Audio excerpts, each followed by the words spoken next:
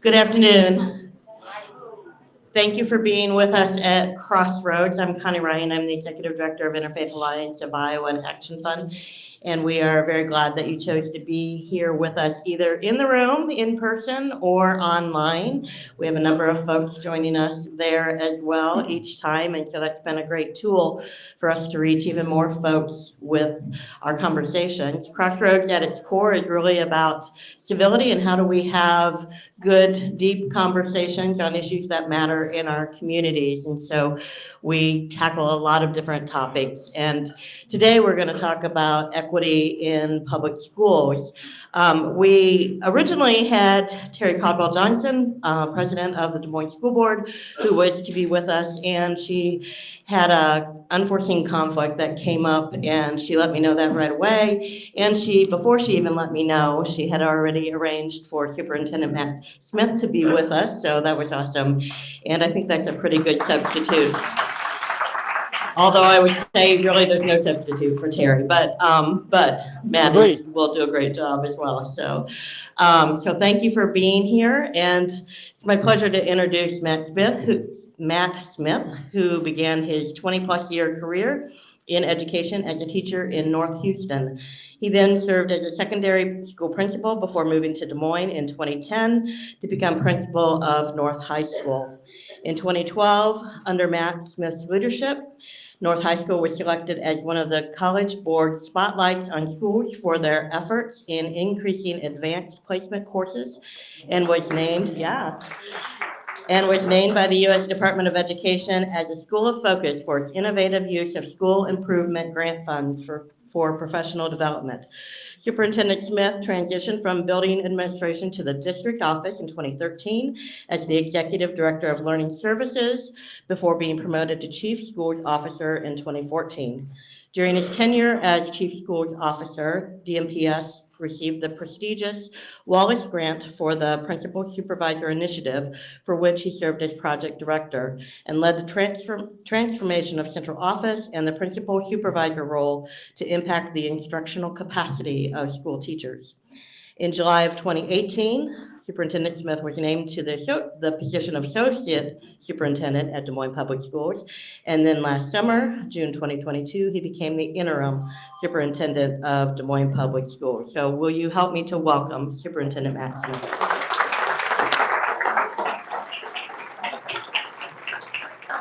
Thank you. Good morning. Is the mic volume, is that okay? Is that working? Quick question, Connie. Do I need to stay in view of this camera? Yeah, somewhere in the... Oh, that's going to be difficult. Okay, I'll do the best I can. Absolutely. We can also follow you. Yeah, no worries. Thank you. So good morning. How are you? It's nice to be here with you. Connie is absolutely 1,000% correct. I am no replacement for Miss Terry Caldwell Johnson.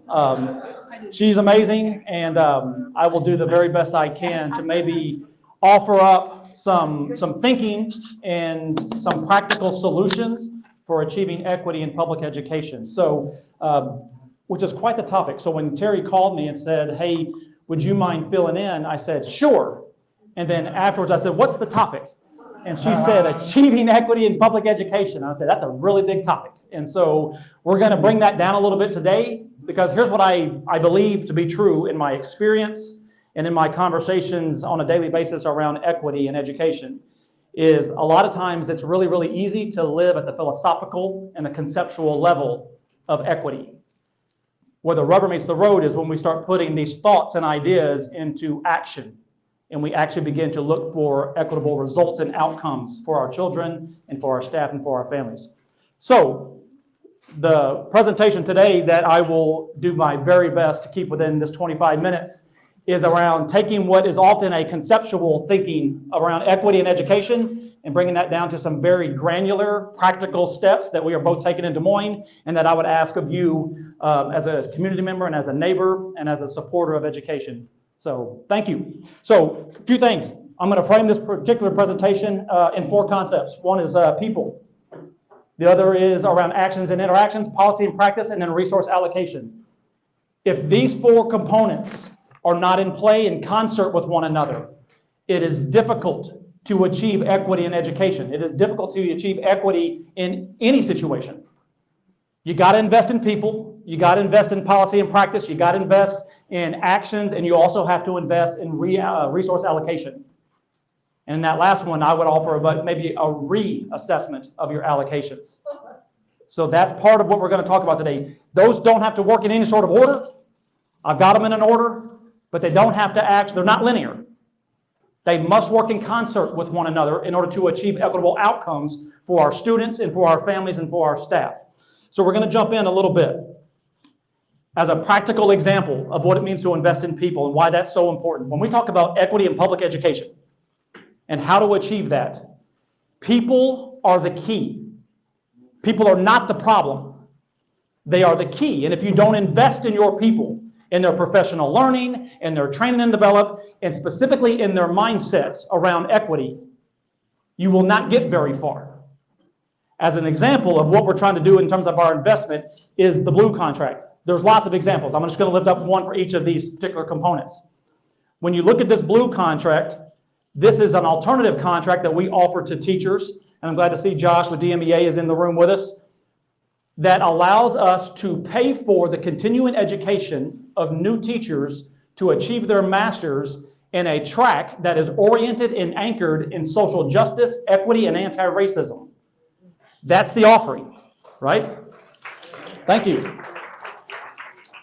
That is a commitment to staff to say, if you choose DMPS, we choose you as well, and this is what we're willing to do. We're willing to invest in a track, a career leadership track, or maybe it's a master's in literacy, it could be a master's in science education, but what we're going to do is invest in you as an individual, as a neighbor, as a valued member of our society, to grow you not only in the content and the competencies of that particular track, but to invest in you and grow in your heart and in your mindset around how you look at the world and how you serve those in your care. Investing in people is key.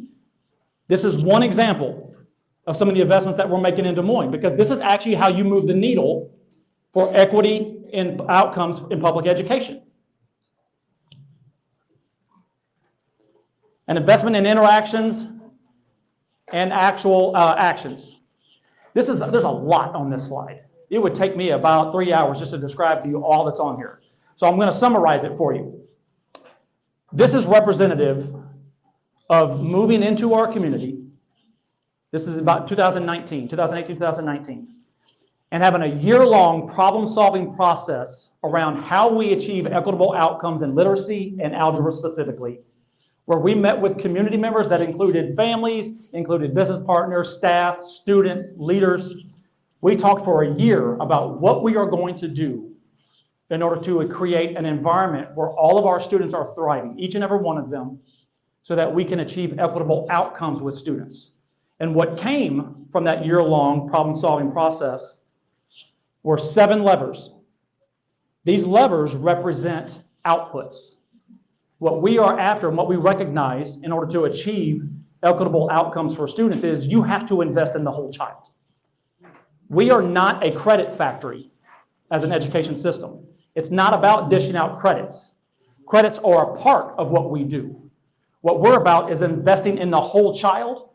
That means their mind, their heart, their spirit, their physical capabilities. That's what we're about as a public system.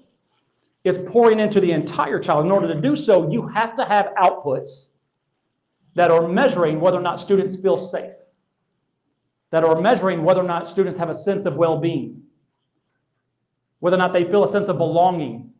Do they belong to the community at the school, the culture of the school? Do they belong to the community that they live in? Do they feel that?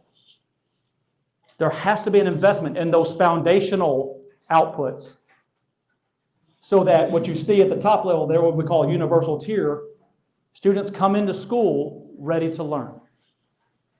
Because ultimately what we talk about when it comes to public education is we talk about whether or not students are achieving the best result they can on Iowa assessment, right? On some external assessment. And that's important, right? Because our kids can do that. Our kids are that brilliant. They are that intelligent. They can score however high they choose to score. But in doing so, you have to actually invest in the whole child so that their minds are ready to learn when they get into the classroom experience. We talk a lot about, in Des Moines Public Schools, access to high quality curriculum. If you go to those top tiers, it'll say curriculum and instruction, access. How can you access high quality curriculum instruction if all you can think about is the fact that you hadn't eaten in 3 days? How can you access high quality curriculum instruction if all you can think about is where I'm going to live next week? We can't ignore that as a public system. We cannot ignore that as a community, as neighbors. We cannot ignore the fact that our students have needs beyond cognitive development. Cognitive development is part of it. But until we start addressing the fact that we are about the whole child and we're about doing what's right for the family, it's going to be difficult to achieve equity in public education. We have to have an investment, an intentional investment in all of these levers, if you will, in Des Moines, all of these outputs. And what we do right now is we're creating inputs to know if we do this, then we will get these outputs and these experiences for every single child.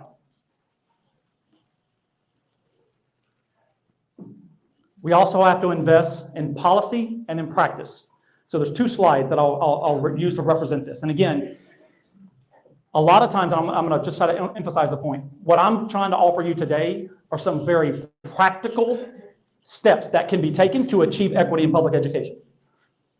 Because until we get to the practical, pragmatic next steps, we live in the theoretical, we live in the concept, and we live in the philosophical. And that's not serving our children well. That's not serving our families well.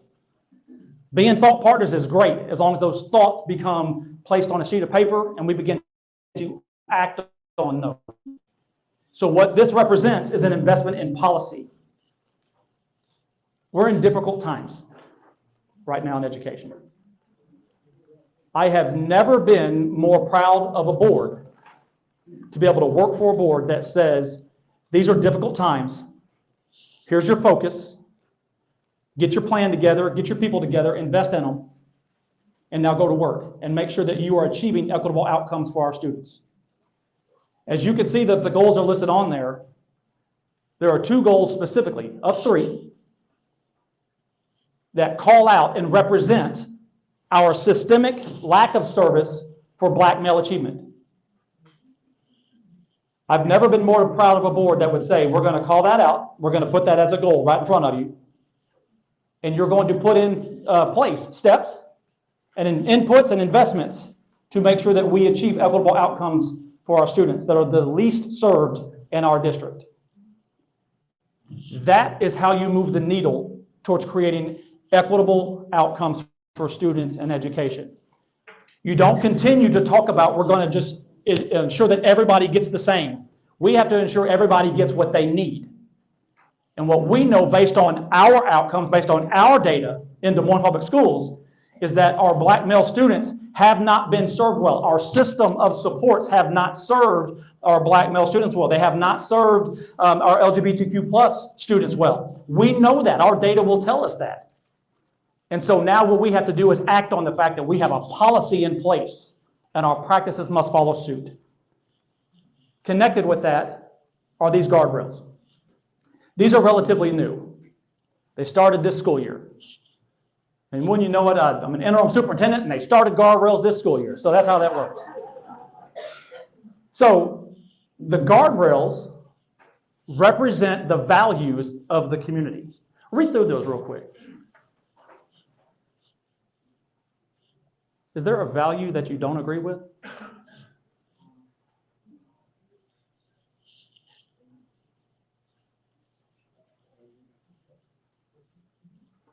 So the board's take, which I am a big fan. The board's take on this is, you know the goals, now you know the values, you stay within these values to achieve those goals. Don't go outside of that. And it gives us as an organization of 5,000 employees serving more than 30,000 students direction on what to prioritize. Because everything cannot be a priority. What must be a priority is serving the students who have been served the least right now, doing it better today than we were doing it yesterday. That's a practical next step. This is where policy begins to shape and drive decision making. If we want to achieve equitable outcomes in education, we have to, as a district and as a state and as a country, be willing to take that courageous step to own the fact that all of our systems have not served everyone equally. They have not served everyone equally. And we have to own that reality and atone for that reality by changing our policies to reflect what we know, what the data already says, and then put into practice what we need to do to actually achieve equitable outcomes for students. And we know that there's more students than black males that we have not served well historically in Des Moines. But what we also know is that if we pour prioritized efforts and inputs into achieving these goals, that the rising tide will lift all boats, correct? We know that those strategies will work for more students. But what we cannot continue to do is whitewash our strategies and suggest that that's actually going to continue to serve students well, because we know it does not. This is a practical next step for us. And invest in resource allocation. Checking my time here, I'm doing great on time. Universal access to preschool. Inequitable outcomes for students don't start in high school. Inequitable outcomes for students start in preschool. They absolutely start at preschool. Let me give you a little bit of data. Students who attend a high-quality preschool program are twice as likely, to meet standards than students who don't. Twice as likely. Students who participate in high-quality preschool programming are 25% less likely to drop out of school. 25% less likely. These are not insignificant numbers, as you know. Students who participate in a high-quality preschool program are 70%, I'm going to jump all the last one, 70% less likely to be arrested for a violent crime.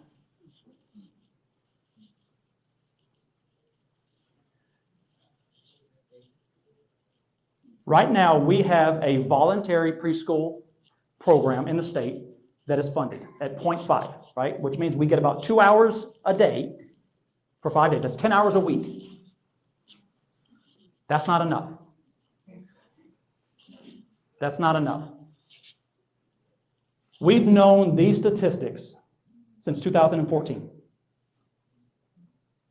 The Commission of Education put these statistics out in 2014, so we've known this. This is information that is readily accessible. Cognitively know one of the best things that we can do for children to create equity in education is to give them earlier access to high-quality preschool programming. For all the reasons that we even just talked about in terms of the levers.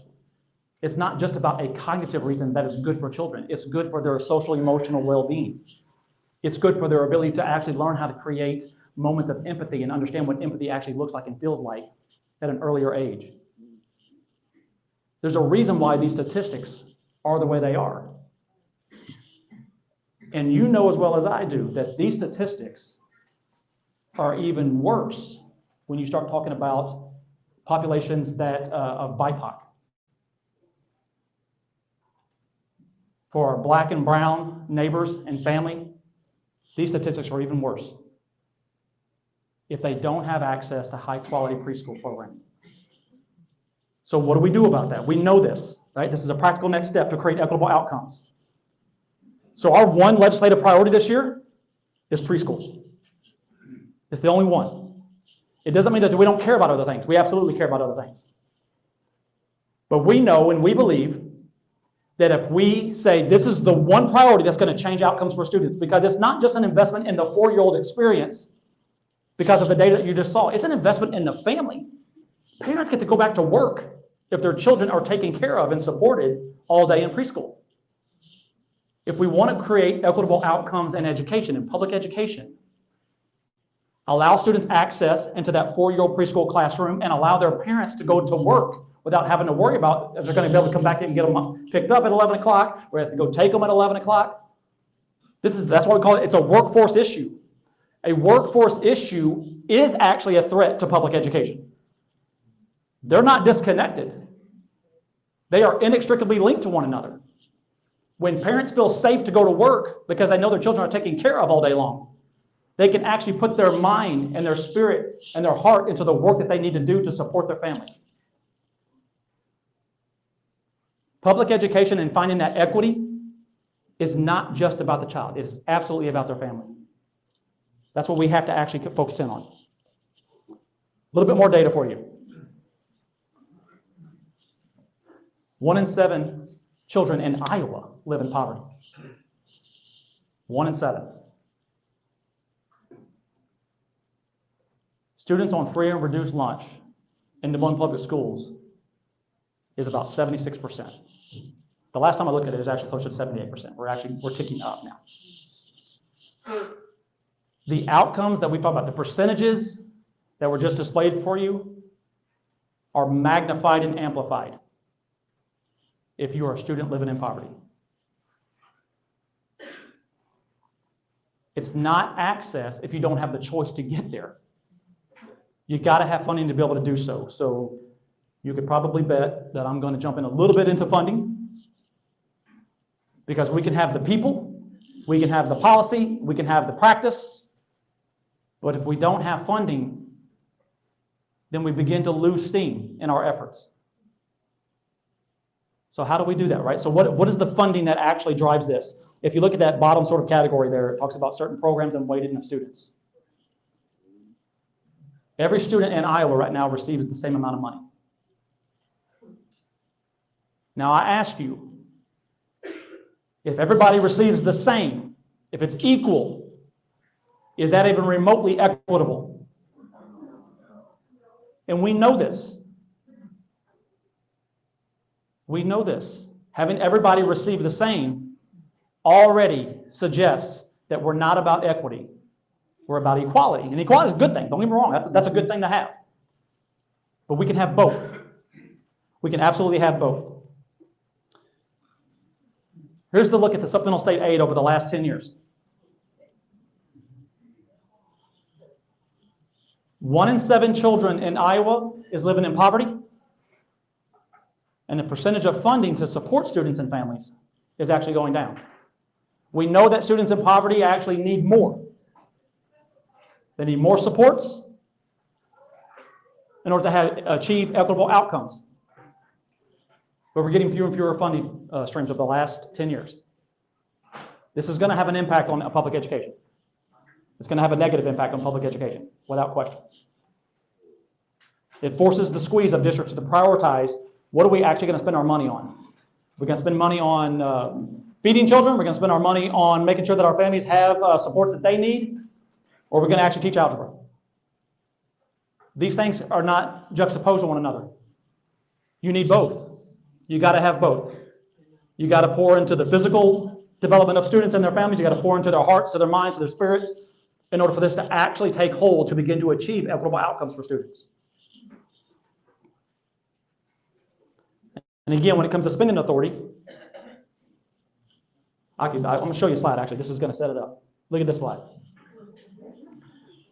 This is my favorite slide to show, because it is Iowa school finance. And so this is what it looks like right now. What this slide is meant to represent is that the funding doesn't actually allow, right now, districts to spend dollars that they see fit with their community to create equitable outcomes. It's so restrictive and so siloed. And there are a couple of bills right now that are talking about loosening some of those restrictions. But this is the current reality. This has been the reality, that what is in one box cannot be spent in another box. That's the restrictive nature of our current funding. And someone will absolutely say, there was a reason why people did that. I'm sure there was. And I'm sure it worked at the time. But times change. And times evolve. But this is the restrictive nature right now of funding.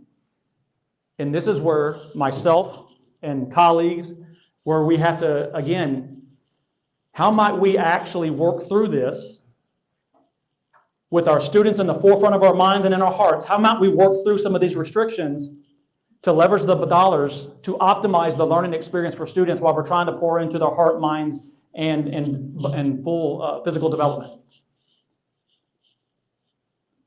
Loving and serving and teaching children shouldn't be that difficult. It's already complex, right? When two people get in a room, it's already complex because they come with unique needs and unique circumstances. It's already complex. To add to that complexity creates divisiveness when it's unnecessary. We can do better. And again, this is about people, actions and interactions, policies, and resource allocation. This is such a big topic. My goal for you today was to actually just lift up to you some very practical examples of what gets often spoke of in concept and in theory and in philosophy. And those are all good things. The conversation's got to start someplace. But districts also got to have the courage to step forward and say, this is what we're going to do differently now, based on the data that we have that says we're not serving students equitably, so that we get a better result. This is what we have to do. There's lots of things that we can do, but these are just some examples of what we're doing right now in Des Moines to make sure that we are putting our money where our mouth is. And I think I just hit 26 after. Connie, I'm feeling pretty good about where I'm at. You're doing awesome.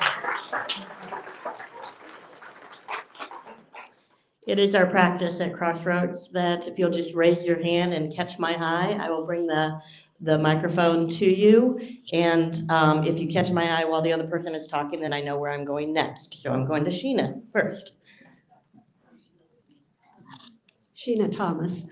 How are you going to deal with the inequities that the state is putting on you? I mean, it just, how are teachers going to be courageous enough to dare to talk about those inequities? Yeah, thank you. So I think a couple of ways. The first is that I would offer that if those of us in a position of power and influence don't speak about hope and don't speak about joy and remind folks about the spirit of showing up every day for students and what that does for them, just being there with a spirit of hope and joy and love and compassion is life-changing, right? And so connected to having folks like at your table, Josh Brown, president of DMEA, our school board, all on the same page around what policies we're going to enact or not enact in Des Moines Public Schools, supported in writing to our staff that says, here's what we are about, gives folks confidence to step forward, right? We got to have that cascade of influence to leadership, right? So what I say and what we talk about at central office has to be a part of the belief system of school principals and their associate principals and their school leadership team, so that staff are hearing it collectively and universally, but they're hearing it, again, practically about what you can and cannot do. But you always got to step back and say, we're about serving kids. We're about serving kids every day unconditionally, regardless of what's put in front of us. And so reminding folks that there's a bigger picture here around what this job is about. That's going to be important for us moving forward. But I agree with you. The rhetoric of today makes it incredibly challenging, right? Those that are charged with lifting spirits and providing hope, they themselves actually need someone to lift their spirits and provide them hope. They've got to be reminded of that, right? So having supporters like you, emailing them, letting them know that they're doing the right work, and there's always things to do to be better for children, right? There's always things to do to better serve our families and to better serve those that are in our care.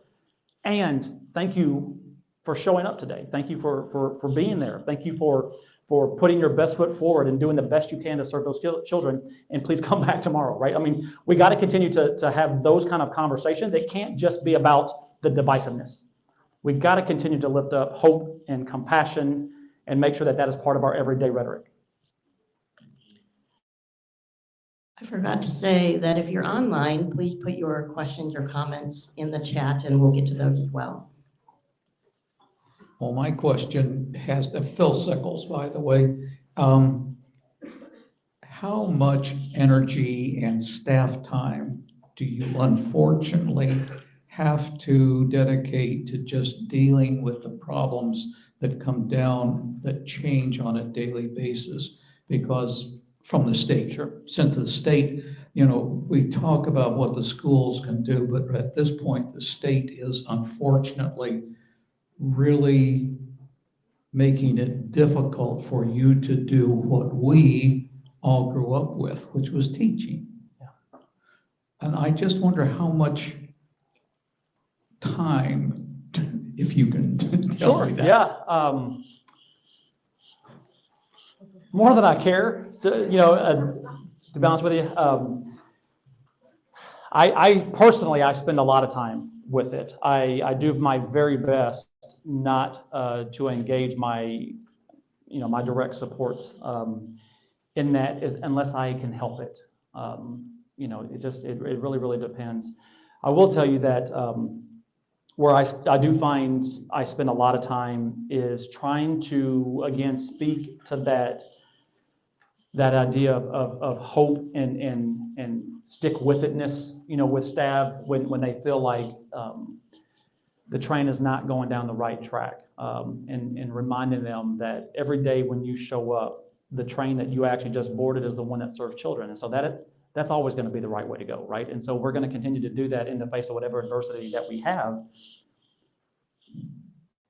My team spends a lot of time in that arena. They spend a lot of time in lifting spirits and coaching folks and trying to make sure that we don't lose sight of what's most important, and that's the kids that we serve every day. I wish I could quantify that for you, but I can't. Yeah. I appreciate the question. Yes, sir. Rosie Thayer, I have two questions actually, sorry. So will you lose any money with the new property tax readjustment that you've had to do? And if so, how much? And my second is that big business and big ag has certainly pushed our legislature for tax cuts, which they have been rewarded with. It looks like to the detriment of the schools. How are we letting big business know that those tax cuts are really affecting their future employees? Yeah, those are two great questions and two big questions. The first is around, are we scheduled to possibly lose some money? We're actually working on determining, the suspicion is absolutely yes, we are going to lose some dollars. I don't have the exact calculation of what we would expect to lose on that, and so we have some folks that are working on that. But I don't see a scenario where we don't lose money. That's going to happen. But the exact amount is yet to be determined. Regarding the tax breaks for big businesses and ag, I think that's a question that we all need to answer, right? In terms of how we actually connect with one another and who we're connecting with in terms of the rural communities. An example of that is when it comes to preschool.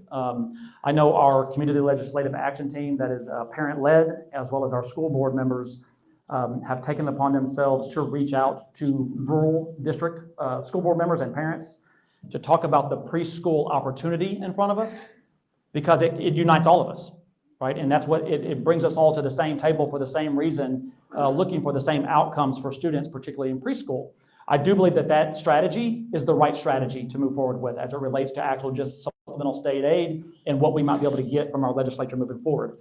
So often, typically unintentionally, but Des Moines Public Schools, because of our uniqueness, we're often isolated in the idea that just because of our size, right? So we're 30,000 plus students, and the second largest district is less than 13,000 students. And so there's no district that looks like us in many respects. However, what I would offer is that we are actually more alike than we are different. How we show up and who we show up for and what our job is, we're actually very, very much alike. And so we don't need to isolate ourselves to our detriment to say that we're so different that we need something unique. What we can do is say we are united in so many other fronts, like preschool as an example, that we should be able to get together around the table with our rural neighbors and say, what can we work on collectively that's going to benefit not only your community and your students, but the Des Moines kids and our students. That's an opportunity for us to move forward differently. And I think this effort towards preschool is beginning to pay dividends with that. You've emphasized the importance of preschool, and I realize that is extremely important, but again, money.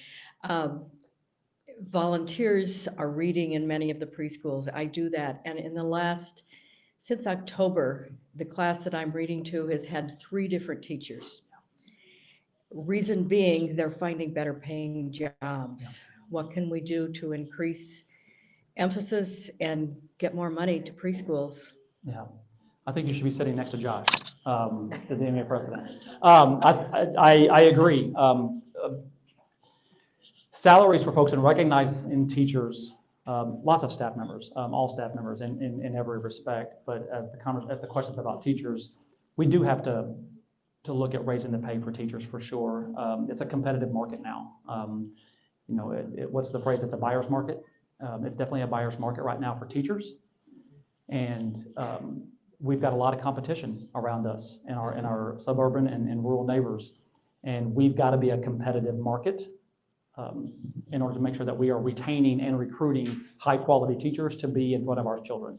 So that's an opportunity for us to continue to work with our union and discuss what can the budget actually afford and how do we get there, right? And if we have that plan, then we know where we need to reduce, because none of these increases come without a reduction someplace else. And some of these reductions need to happen.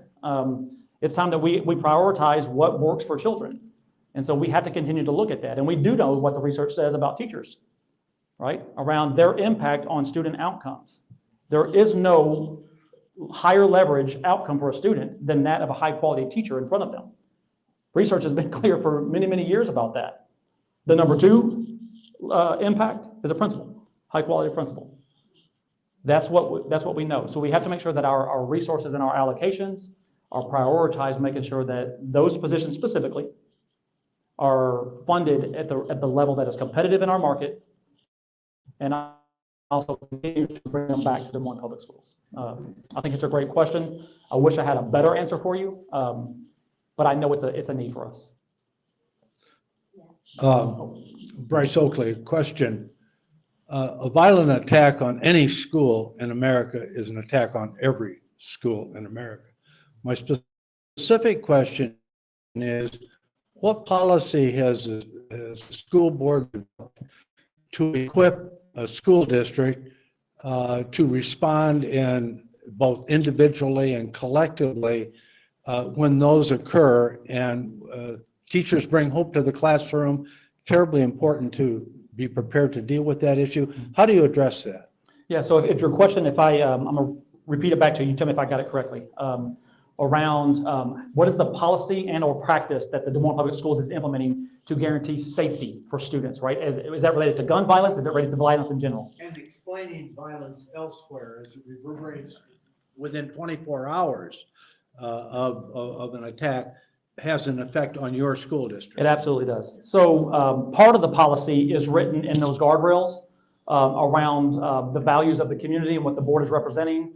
And so all of my actions as the interim superintendent must be in alignment with that particular guardrail and that value, if you will. So if there is an action that I take that was perceived to be outside of that guardrail, then the board holds me accountable to that, and that action gets wiped away, and then I deal with the consequences of that. So from a board's perspective, they've created the vision for that, and the guardrail says don't act outside of that. So that's where the policy has sort of been laid. In terms of practice and addressing that, our investments in making our schools safe, while they are financially significant, they are not enough. And here's what I mean by that. We have, over the last several years, millions and millions of dollars invested in preventative protocols to make sure that our schools are as safe as they can possibly be. That is included from everything from cameras and software to make sure that we know what's actually on, not only on the peripheral, but on the inside of our buildings. We've got door locks at every school, and we've got secure vestibules in every school. You actually cannot get into our building unless you come to that secure vestibule, and then you have to be buzzed in at that point in time. That's, there's a significant investment in that. Now, what that doesn't do is prevent a door from being popped open from some other location. That is still a possibility. That can always happen, which is at the high school level specifically is why we actually went down the road of hiring more campus monitors and restoration coordinators to make sure that we've got more eyes and more hands and more bodies in hallways, not only building relationships with students, because that's foundational to that work, and making sure that we have that social emotional learning connection with students and that sense of belonging. But they're also there to check doors to make sure that the physical plant building is also secure and safe at all times that we're there. The reason why I bring up those relationships, because, and I can tell by head nods in the room, we all understand that a lot of what we can do to prevent traumatic experiences and crises in terms of safety is developing strong relationships earlier on. When students feel isolated, they feel excluded, and they feel left out, and they feel unattached, both cognitively and emotionally, that's when traumatic experiences begin to take hold of their lives, and they begin to go down a path that leads to danger and unsafe situations and self-harm or harm on others.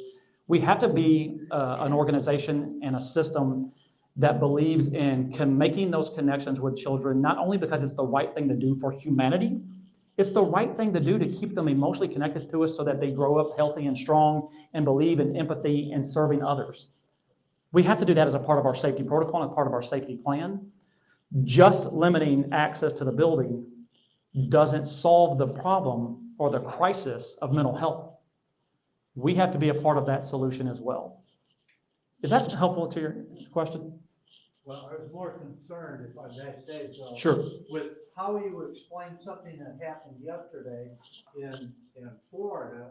Oh, in the classrooms, in the district. Because Yeah. that immediately requires some response from the school. It does. At the classroom level. Yeah. Because that's where the questions are at.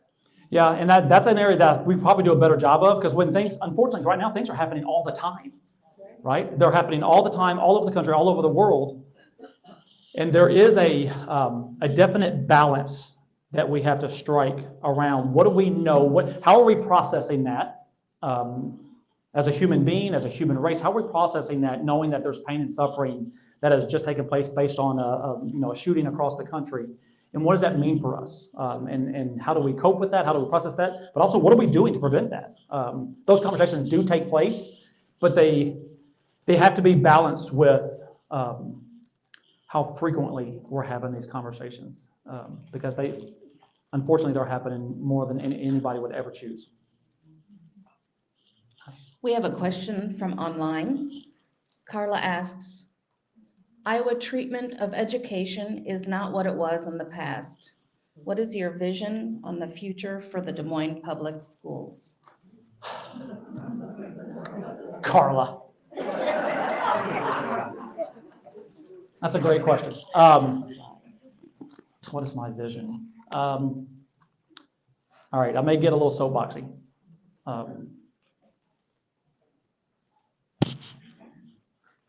I'll start with my answer with this. When I moved here in 2010, I was a principal at North High School. My wife's from Carroll, Iowa. And so that's how we ended up in Iowa. And when we moved here, I knew nothing really about Des Moines at all. And I'm not going to take you through the reasons why, but when we were looking for a home, I said, you choose it, right? Mostly because I'm a good husband. And so, but also because I may have messed up on the purchase of a home previously. Allegedly, I messed up on a purchase of a home. So I said, you choose it wherever you want to go. That's great. As long as I can get to North High School, I'm good to go. So we bought a home in Johnston, and lovely community. It's great. I'm 3 years in working at North High School, and this district and the students that we serve and the staff that I was super fortunate to work alongside with completely changed my life. And so every day that I drove home, it felt incongruent for me to drive out of Des Moines to go live in Johnston every single day. And over the course of those 3 years, my wife also felt incongruent. Our kids began to feel incongruent. And so it was like a Friday night. It just happened. And I said, I want to move to Des Moines. She said, thank goodness, because we've been talking about this, the kids and I, it's time for us to go. We need to get to Des Moines because that's where our heart is. And that's what we know we want to have our kids be a part of in their upbringing. And so we don't want to feel this way anymore. So we made the move. And the reason why I say that is because that's what I would offer up as my vision for Des Moines Public Schools. This is not an experience about education. This is not an experience necessarily about improving math scores. Working and teaching and living in Des Moines is about being a better human being. It's about having it be life-altering and transformational in terms of your entire spirit, your entire being. That would be my vision for Des Moines Public Schools. We cannot be just about academia. We can have the highest expectations for academia, and we do, and we should, and we will. And we must also be committed to pouring into the spirits of our students and our families. We must be committed to showing up during the tough times, just like we show up during the good times. We must be committed to actually serving one another unconditionally, so that we give everything that we have every single day, and we have nothing left. Because the next day that we show up again, the very next day, we get filled right back up. So my vision for Des Moines Public Schools is that we give everything that we have. We deplete ourselves of all that we are into our students and our families and our staff that we serve, knowing full well that if you show up again the next day, you will get that filled right back up.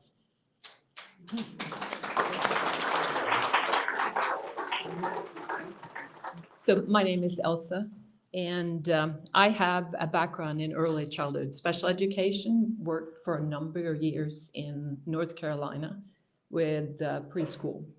I also had opportunity to go into the Head Start programs that were separate from the school at the time, and have seen what happens when we segregate kids.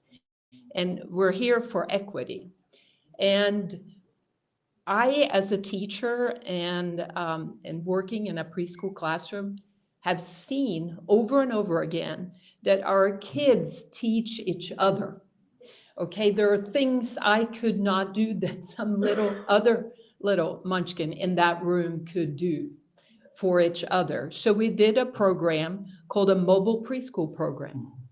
And I was in that program for 7 years. We would drive into communities. This was rural North Carolina. And the decision was made up front not to charge. This was, at the time in North Carolina, they had a real pro-preschool government going on. And they decided they were going to, and it was funded in different ways, but parents didn't pay. And we had then a group of kids that would come together at the different sites we would go to. And from all different backgrounds. There were kids from high income, from the very bottom, kids who were, flagged because of social services. They learned and were able to see just an incredible increase amount of learning. I'd go into Head Start to provide special education services.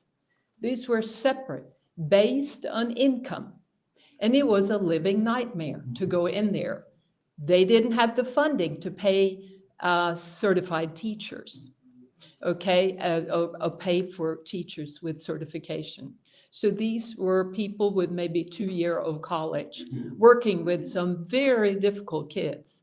So I just feel that as we move forward and we try to create, especially preschool programs, that we do it so that it is not based on income. And I have been reading about the charter school that they want to start now in Des Moines. It's going to be based on income. And that really was sort of shocking to me. And I hope that as we move forward, that we understand as a community how important integration is. Because if we provide ghetto schools and continue to go that, we lived in Gainesville, Florida for 12 years. You had the east side and the west side. And we wonder why these schools are not making it. Because we continue to say, we've got this and it's going on all over the United States. What's best for my child? And the whole thought about what's better for all kids, or most, you're never going to meet all needs, but what's better for more kids? And realize, let's not base it on income, because you'll continue. It doesn't have to necessarily do with color. You know, I have sat with people who sent their kids to charter schools and all different colors. And we're very excited about it. But what you're missing out on when you provide all this choice is you're missing out on those poor kids coming from areas where parents are not able to make these choices. Yeah, thank So, you, Elsa. yeah. I've got a couple responses to that. I appreciate what you're saying. Because what I hear you say is that the most critical aspect that we can actually offer, even at preschool, is the integrated services approach. And so 100%, 1,000% agree with you. And right now, the way our director of early preschool programming, Susie Guest, works magic is to braid funding, right? All of our funding streams for preschool, and there's a few of them. They all have their own restrictions and their own silos and their own qualifiers in terms of who actually gets access. So what Susie does an amazing job of is braiding all of these funding streams to make sure that we guard against doing exactly what you just mentioned, right? Which is segregating students based on their income level or what their economic status might be. We actually integrate a lot of these funding streams to the very best of our ability to the extent that we can by law, so that we actually have an integrated service model for students. And the reason why that is significant,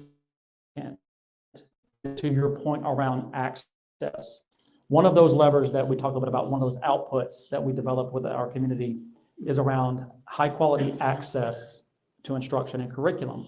When you begin to segregate students out of classrooms, out of that core teaching, they lose access to be engaged in grade level affirming and engaging curriculum and instruction because they get taught an alternative. That's what happens. It happens all over the country. It has been happening historically for years. We're not going to do that. Our job is to actually give students access, which is to make sure that they have the opportunity to not only be physically present in that classroom with their peers, but to also be engaged in high quality, grade level, engaging instruction curriculum. That's also part. So for it to be taught below access. You're just in the classroom taking up space at that point in time because our curriculum is not on grade level. So part of the access is choice. It's being physically there, braiding that funding in those streams so that we have students that are interacting with one another and engaging with one another, and then also putting in front of them the grade level standard that they should be learning at or above grade level. That's the other part of access that we have to get to. Bob Mitchell. For some time, the Des Moines schools have been providing meals for the kids. Yes, sir. I wonder if you could give us an update on that and the impact that it's had and the priority that it is in the event of a budget cut. Yeah, thank you so much. A great question. So for the last, is it Bob? Is that the last several years run together? I'm going to say it's been about 3 years now, maybe 4, that we've offered free lunch, free breakfast for every student district-wide. That continues this year and will continue in the foreseeable future for us. I don't have any evidence or reason to suggest that that's going away right now. And I say that for 2 reasons. Number one, based on how we get reimbursement for our meals at school, we're continuing to generate dollars that allows us to provide those free meals across the district for all 30,000 students. The other reason why I say that is because I know it is one of the highest priorities that we have as a district is to make sure that we are giving our students the nutrition that they need to be able to learn in class, right? Having access to that grade level instruction without proper nutrition is not going to do a whole lot of good for a lot of kids. And so it is one of our priorities. And that whole idea of health and well-being is why that lever or that output is placed in there as foundational, because we know that these things, students have to feel safe, they have to feel fulfilled physically, emotionally, in order to actually be ready to learn and take on some of those high quality standards. So it is a high priority for us. Thank you for that. Matt, I just want you to know that Carla says thank you for sharing your vision. So. Thank you. Carla, you're my favorite. I'm Linda. Back in the 90s, I was teaching in a community, in a school that had overwhelmingly Black students. And I discovered pretty quickly that I didn't speak their language. They used words and phrases differently than I ever had. And I was given no cultural training or advice at all. Even though the administrators in your positions were Black, they, threw a white teacher into the school and assumed that we knew what we were doing. Now that we're in a district, and I'm not working now, but where there are so many cultures and languages and traditions represented in a single school building, I'm just wondering if our teachers are receiving any kind of support or help with understanding where these kids are coming from, what their language is, their use of language. It wasn't that they were using words I didn't know. They used them differently than I did, because in their communities, that's the way they spoke.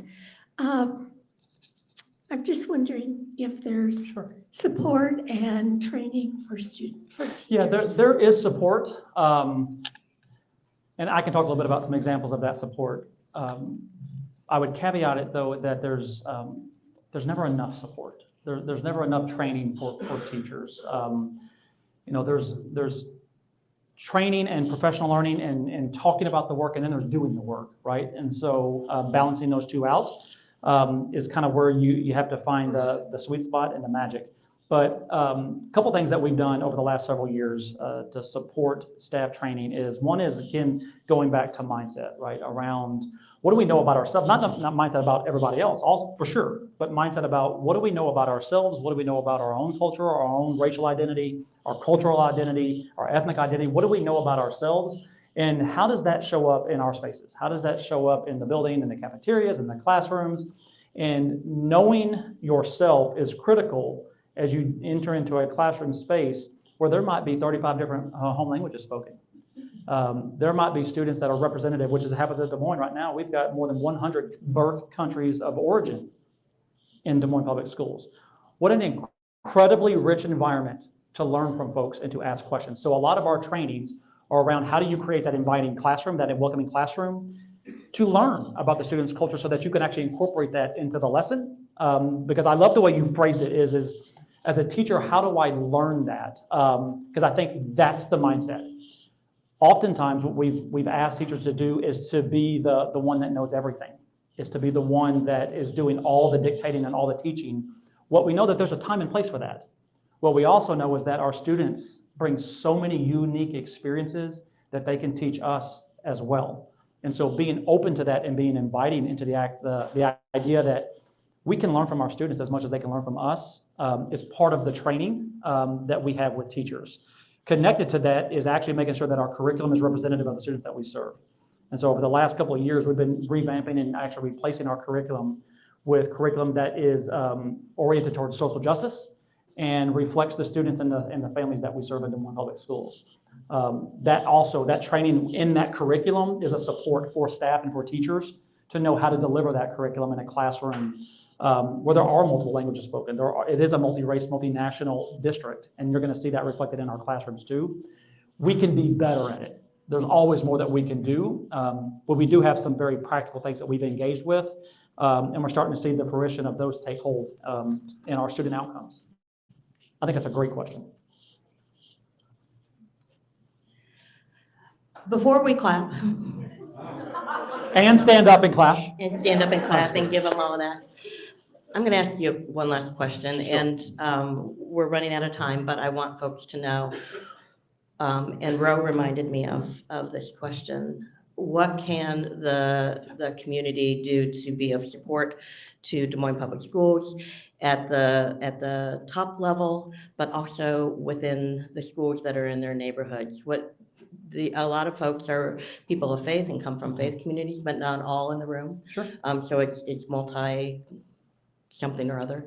Yeah. How can we be of support to Des Moines Public Schools at all levels? I think two ways specifically. There's probably multiple ways, but two ways that definitely I would always advocate for. One is thoughts and prayers. It always starts there. But letting folks know that those thoughts and prayers are taking place and giving them the actual assurances that you're thinking of them, that means quite a bit, specifically in a world where what we see in social media is all the negativity and all the things that folks are against. Having folks here, I have our staff here. If you live in the Edmonds community, if you live in the Perkins community, if you let them know that you're thinking about all the good things that they do, that is fulfilling for staff members, right? And even sending it to the principal and letting the principal know that he or she or they need to actually send that out to the staff, they will do so. And that will make a difference in how the staff shows up that day. I can tell you those words of encouragement and supports do not come often. And so for folks to be in our community, to represent that and be a part of that for our staff, it is a big deal. That's first and foremost. The second thing is hopefully I've given you some knowledge about the impact of investing upstream in preschool. Again, inequities in education start in preschool. If we know about preschool and we know the data that actually is supported by students have access to high quality preschool, then we know what we can do for our children in our efforts and our pursuit of achieving equity in public education. Let your lawmakers know this, right? And so we've been really, really intentional about making sure that this is a bipartisan effort. This is not about Republicans or Democrats. This is a bipartisan effort to make sure that we are all on the same page around whose benefits in the city, in the suburbs, and in the rural communities. We know it's going to be the same outcomes, and we can do this together, but we got to have folks that are lifting this up as significance and importance. Again, there's lots of things that we all care about, and there's lots of things in Des Moines that we could list on our legislative priorities. We're lifting this up as the #1 priority because it is an investment in the family and is an investment in not only today's 4-year-old, but how that 4-year-old experiences education for the rest of their career. It's that kind of an investment. And if we can lift that up as one voice, we'll be able to get some things done. Thank you so much. Help me to thank Interim Superintendent Matt Smith. Thank you very much. Oh, I'm just kidding. You don't have to stand up. Thank you. And you did get some standing. A couple of things that I want to note for you. A lot of our work these days, as you know, is up at the State House, and we have always worked on strong public schools and protecting strong public schools, making sure that they have the resources. So please engage with us when we send out the legislative update that comes out on Fridays. It'll come out sometime today. Look at that and how you can use your voice and be part of the solution.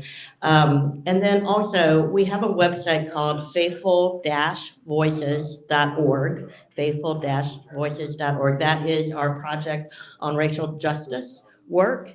And on that website, there is a PDF that you can look at of how you can very clearly and concretely support public schools at the ground level, support teachers, support schools, support students, action-oriented things of partnering with those schools and teachers. So look for that, faithful-voices.org, and look for that. And that's a way that you individually or your community can be engaged in that work. Thank you so much for being here at Crossroads, online and in person. And we will see you again next month. Thank you.